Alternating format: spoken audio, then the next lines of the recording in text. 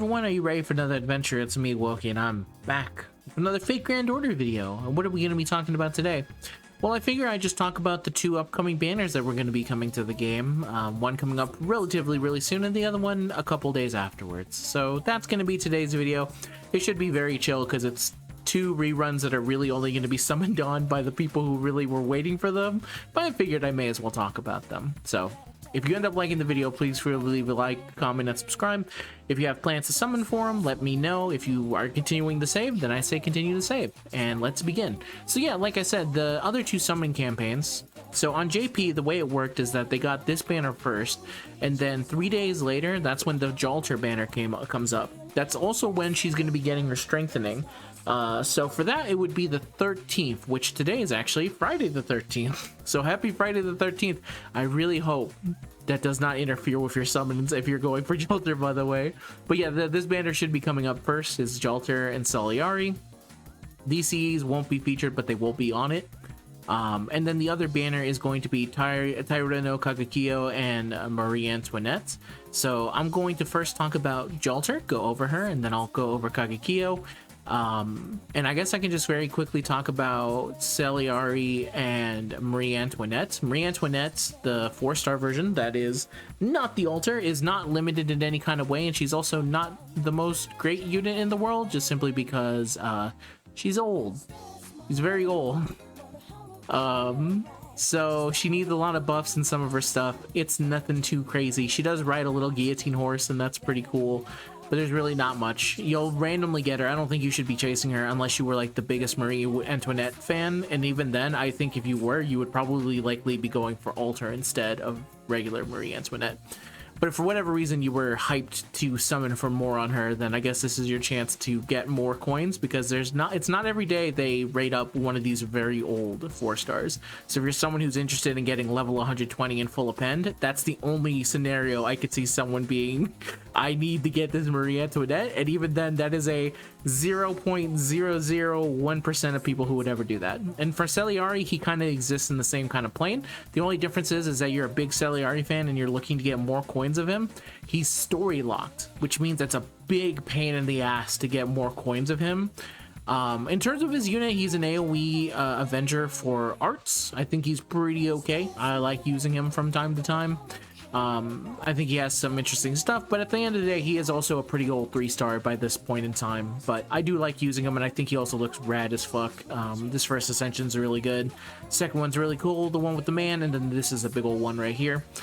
But yeah, the only reason I think you would ever go for one of these is that you are missing him and you need to get him MP5. Then if you can use this banner that kind of way, and if you're someone who's actually wanting to get him to level 120, then this is actually a pretty good banner to do that, just because there's not many times will there be a he'll be featured on a banner. Usually the best way for me to get my Salieri copies is that I summon on a GSSR that only has extra servants in it, and usually and specifically Avenger, because that means Salieri will more likely than anything show up in your multis a whole bunch. But yeah, that's the kind of breakdown on them.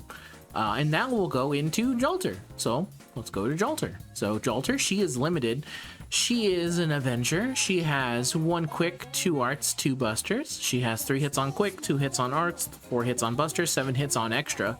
Her active skills are self-modification EX, increases zone critical damage for 3 turns, increases zone crit star absorption for 3 turns, 50% to crit damage, and 800% to absorption on a cooldown of 5. Her second skill is the Dragon Witch EX, increases party's attack for 3 turns, and then increases the attack of dragon allies for 3 turns, 20% to attack and 20% to dragon attack, and this is on a cooldown of 5. The third skill, which is getting a strengthening, this is the one that she's going to be receiving, so no reason to go look at the A rank other than curiosity.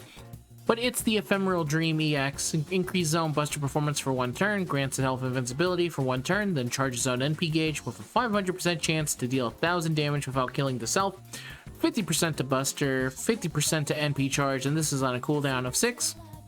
And I guess if you want to know the thing they added, the answer is they added that charge. That's literally the only thing they added. Her passive skills are Avenger B, Oblivion Correction A, and then Self-Replenishment Magic A+. Her pen skill for the third is an anti-Avenger attack damage aptitude, since trust no one, not even yourself. And her Noble Phantasm is, oh god, it's French, La Grandement de la Haine. Le Grandement de la Haine, something like that. Roar, O Rage of Mine. It's rank EX, it's anti-army, it's Buster. It hits 10 times. It deals damage to one enemy, inflicts buff block status to them for one time, and then you gain 30 crit stars. At MP level 1, it's 800%, and if you get her all the way to MP level 5, which trust me, I know plenty of Jalter fans who have her at MP level 5, she'll deal 1,200 damage. Her overcharge effect is inflict curse for 5 turns to them. Charge level 1, it's 500, and if you get all the way to the final charge level, it's 2,500. She has the Wicked Dragon Witch version Shinjuku 1999, which is a special costume dress that she has, that I can show better up here. It's a very good costume dress. Very nice, very nice. And then her Bonsi is Hell of Blazing Punishment. When equipped to Jalter, increases party's Buster performance by 15% while self is on the field. And that is Jalter. So, how is Jalter? Well, I think she's still good. I think from what I've been told from other people and what I've seen from other places is that she still hits really hard. It's just that she's now a very old unit, and you can kind of see that in the way her skills are kind of built. You know, they're good things, like 50% crit damage is not bad, increasing crit star absorption, perfectly fine given the skill that you want to use. Dragon Witch is a thing that buffs the party, and then if you're near dragon allies, give them a little bit of a buff, sure. This is the one that they had to buff most recently, but even then, the only thing they changed is that giving her an MP charger, but it's still pretty basic. Even this Noble Phantasm, it's really all about giving her more damage, and that's basically where they're good with giving her.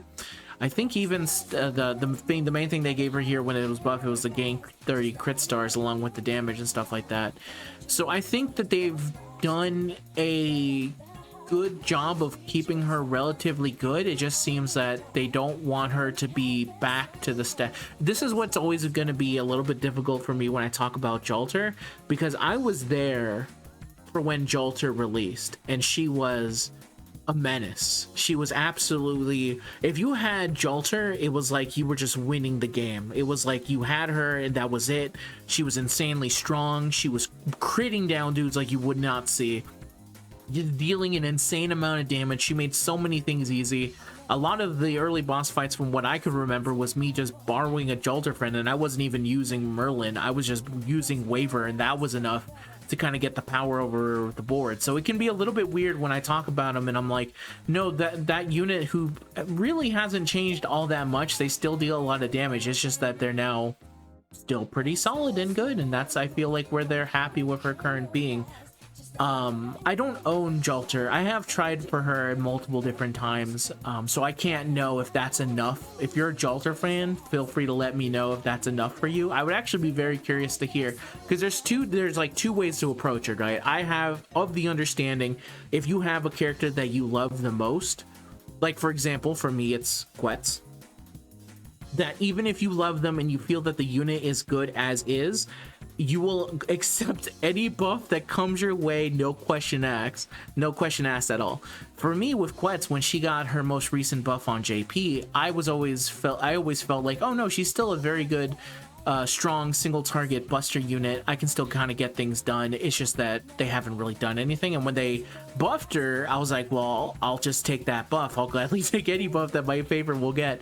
And that's how I kind of feel like with, I assume other people feel with Jalter, but again, feel free to let me know whatever you feel about her. I don't own her specifically, so I can only really speak of her in old ways, of the old ways, and how I feel about her currently, which I feel like it's good that they are still, I feel like they could probably still buff the first and second skill, but it's not because I think she lacks damage. I just think that they could give her something a little bit more interesting, but who knows if people who have Jalter even want that.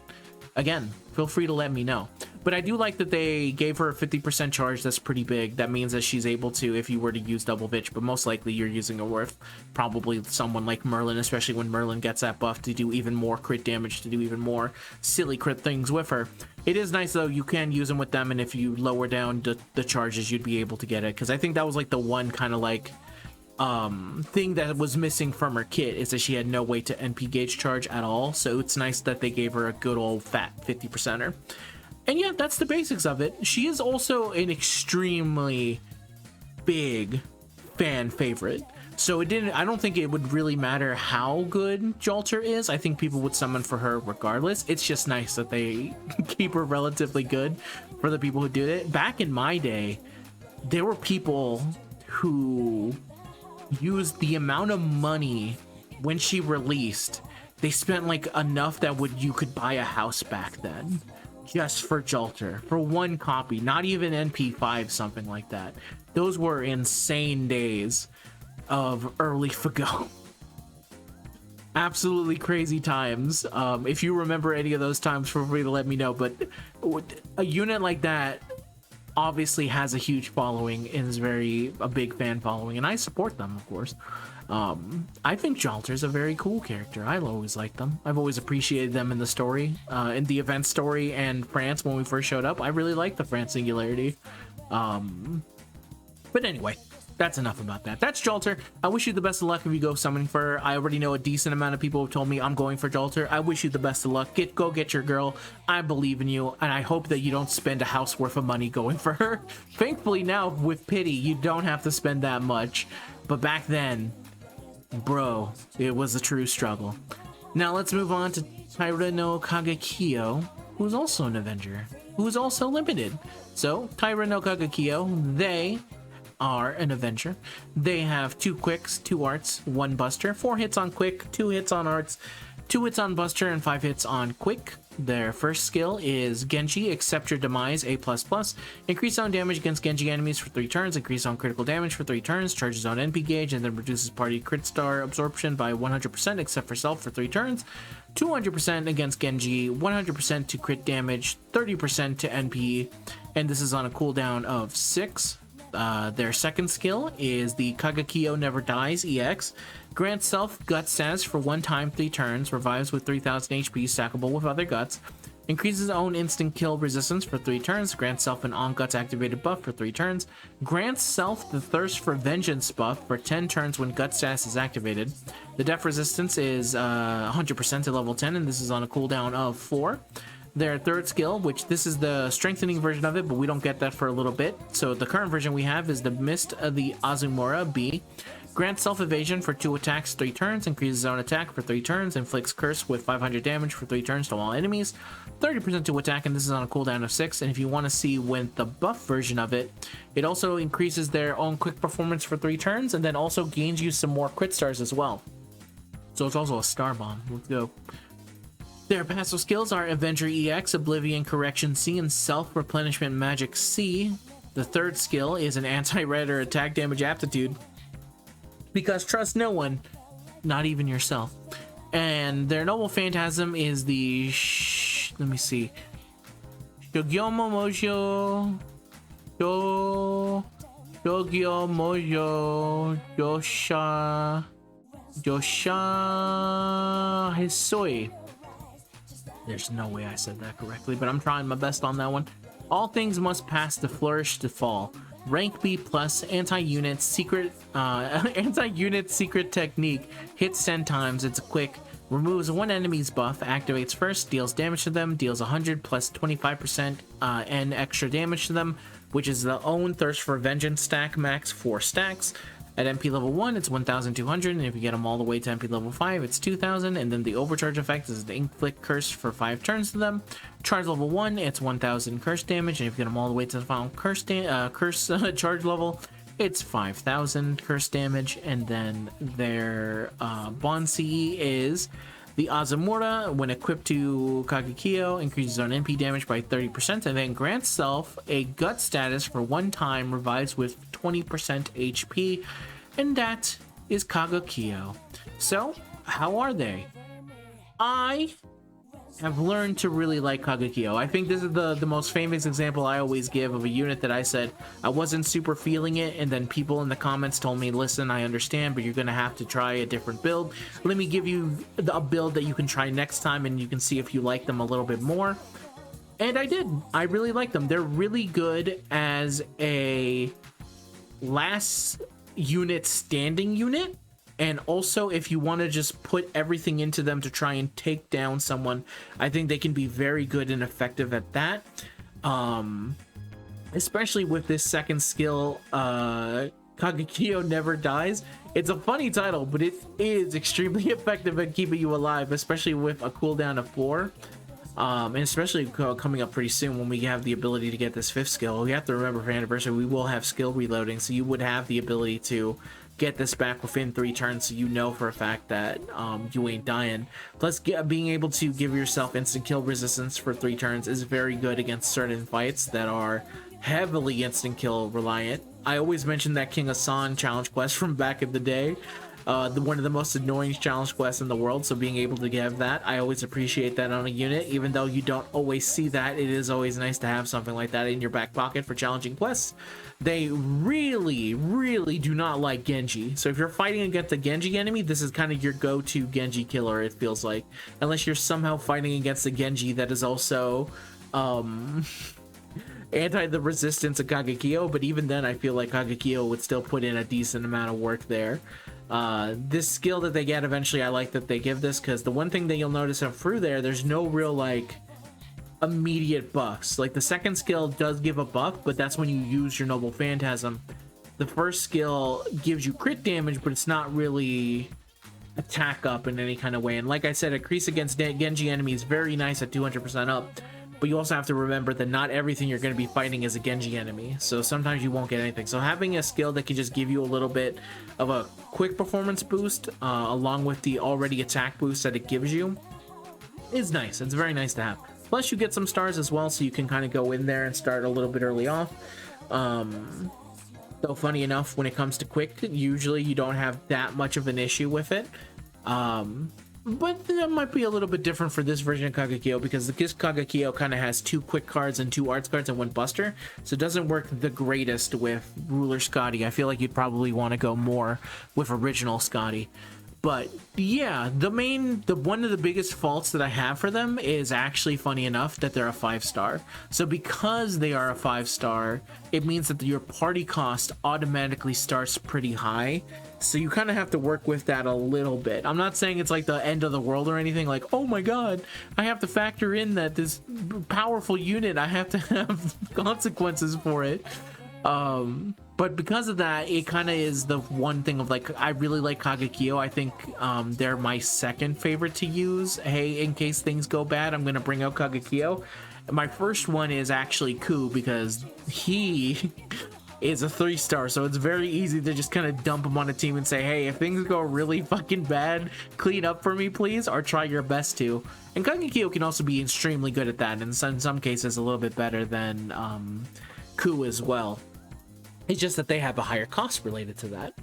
And then the other thing that I'll say about Kagekiyo is that this is very much if you're using Kagekiyo as your main, there is like, you put everything into them. They are taking all the buffs, they're doing it. I don't think they work very well in a team that's like, let's all kind of get together. No, this is a unit that's like, you will buff me and you will buff only me. At least that's how I feel about them, and that's how I've always used them, and that's how I've had the most success. So that's Kagekiyo. If you end up summoning for them, which I did not mention when their banner was going to be, but when the Jalter banner comes up, it will be 2 days after that. So Friday the 13th is when Jalter releases. Then that would mean that would likely be on Sunday the 15th or so. And then if you want to know for the future with the count is coming around, I believe it was the 10th, so it would probably be on the 17th or so. Crazy times to be going around, but yeah, that's the basic of these 2 banners going to be coming up. I wish you all the best of luck. I think these are 2 extremely cool units, so I don't blame anyone for going for them if they're going for them. Though honestly, if you're asking me, like, hey Wokey, should I be summoning? I understand there's a lot of people who want to summon for these, who love these characters. I just want to know, is it smart for me to summon? I feel like the answer is no, obviously. You should probably save for the collab or the anniversary is kind of the way to go. Though again, if you're chasing your heart, I have no problem with that. You should follow your heart for most cases. If your heart tells you I need to go for them because either you're a longtime Jalter fan or Kagekiyo fan, you're like, I need them on my team, I need them here. Or maybe you're someone who just like watched who read the most recent chapter, and you're just like, you know what, this reminded me, I love these characters and I would really like them to be in my Chaldea. then this is your chance to get them. I think that's as valid a reason to summon as anything. And if any case, that's the way I usually choose to summon. I do try and make sure that I don't go too crazy and full hog with it, and that I don't like lose myself. But there are some units, like the aforementioned Quets, when I mentioned my favorite units, that I can't control myself around. Cuckoo would be the same, except for I got her NP6 and finally felt that I could stop. But yeah, the point is, what I'm trying to say is, go with your heart, and if you're going with your brain, then you already know the answer is to kind of wait and summon. But if you already were prepared for it, then you're prepared. Go crazy. But that's how I feel. Once again, I wish you guys the best of luck on your summons if you decide to summon. I'm not going to. I'm not going again until the count, because count is where my heart says to go, because I'm a big fan of Dantes, so I'm going to go in that direction. But I thank you very much for watching this video. Until next time, best of luck to you. And I'll see you guys in the next video. Till next time, bye-bye. Peace out. Bye.